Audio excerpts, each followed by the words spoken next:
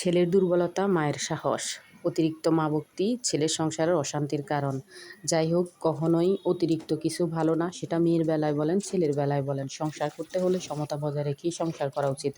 সবসময় একতরফা একজনকে দোষারোপ করা একদমই ঠিক না। এই জন্যই অ্যাভেলেবেল অহরহ সংসারগুলো ভাঙে, কারণ সমতা থাকে না সংসারের মধ্যে, ইনসাফ ন্যায় বিচার থাকে না। একজন যে একটু সহজ সরল টাইপের হয় তার উপর দোষগুলা চাপে। সে বউ হতে পারে কিংবা শাশুড়ি হতে পারে, তবে আমাদের দেশ বা যুগ অনুযায়ী শাশুড়িদের অত্যাচারের মাত্রাই বেশি বউদের প্রতি, তাই না? দিনে দিনে কালে কালে কিন্তু কমছে না। যুগ যতই আধুনিক হোক, এগুলা চলছে। তবে হ্যাঁ, কিছু শাশুড়ি এমন আছে যে মুখে কথা বলবে না, পাড়ায় লাগিয়ে দিবে, চুপ করে থাকবে। এই জন্য উনি কখনো ছেলের কাছে কালারই হয় না। আর আমরা বউদের বা বেশিরভাগ বউদের বা কিছু বউদের সবচেয়ে একটা দুঃখ আছে যে একটা মায়ের যে দুরূপ হয় সেটা কখনোই তার সন্তানকে বোঝানো যায় না কিংবা দেখানোই যায় না। যদি আল্লাহ তাআলা চায় তবেই সম্ভব। যাই হোক, অনেক কথা বললাম। আসসালামু আলাইকুম, কেমন আছেন সবাই? আশা করি সবাই আল্লাহ তাআলার রহমতে ভালো আছেন। আজকেও একটা লং ভিডিও নিয়ে চলে আসলাম। তবে আজকের ভিডিওটা একদম 3 মিনিট ফুল রেখেছি, কারণ 3 মিনিট ভিডিওগুলোকেই লং ধরা হয়। যাই হোক, সবসময় ছোট ছোট 2 মিনিট 2.5 মিনিট ভিডিও দেওয়ার চেষ্টা করি। আপনাদের সাথে এই যে সংসার সম্পর্কে জ্ঞান দিচ্ছি, আজকে 10-12 বছর সংসার করার পর যতটুকু অভিজ্ঞতা হয়েছে, যতটুকু অত্যাচারিত হয়েছি, যাই হোক, এগুলাই একটু শেয়ার করার চেষ্টা করি। আর আপনাদের সাথে কথা বলতে বলতে এখানে 2টা রেসিপি শেয়ার করব। এটা একটা মাছের রেসিপি, আরেকটা হচ্ছে গাজর আলু কুচি করে ভাজি।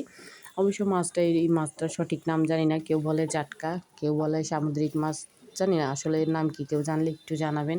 এই তো এগুলা সুন্দর আলু আর পটল দিয়ে রান্না করছিলাম। আর সামুদ্রিক মাছগুলা একটু ঝোল ঝোল করে রান্না করলে ঝোলটা খেতে অনেক মজা হয়। এই যে যেভাবে আমরা রান্না করি, প্রথমে মাছগুলাকে পরিষ্কার করে নিলাম একদম একটা একটা করে। অবশ্য মাছ কাটবো আর হাত কাটবো না, তা কি হয়? যাই হোক, এটা আমি না, আপনারা হয়তো সবাই জানেন। যাই হোক, মাছগুলাকে কেটে লবণ দিয়ে ঘষে একটা একটা করে সুন্দর করে পরিষ্কার করে আজকে মাছটা ভাজলাম না, এমনিতেই রান্না করে নিলাম কষিয়ে। আগে আলু আর পটলটা কষিয়ে নিলাম, তারপর মাছটা দিয়ে মাছটাও কষিয়ে সুন্দরভাবে যেভাবে প্রসেসিং করে রান্না করা হয় এভাবেই রান্না করে নিলাম।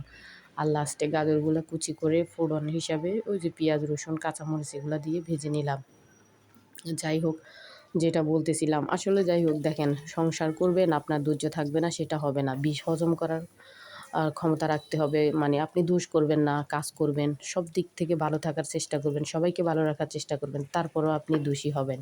এইসব দোষ এইসব কষ্ট হজম করার ক্ষমতা রেখেই আপনাকে সংসার জীবনে আসতে হবে এবং সংসার করতে হবে। আপনি আপনার মা-বাবার কাছে যেই সুবিধাগুলো পাবেন সেখানে এগুলো পাবেন না, অর্থাৎ শ্বশুরবাড়িতে।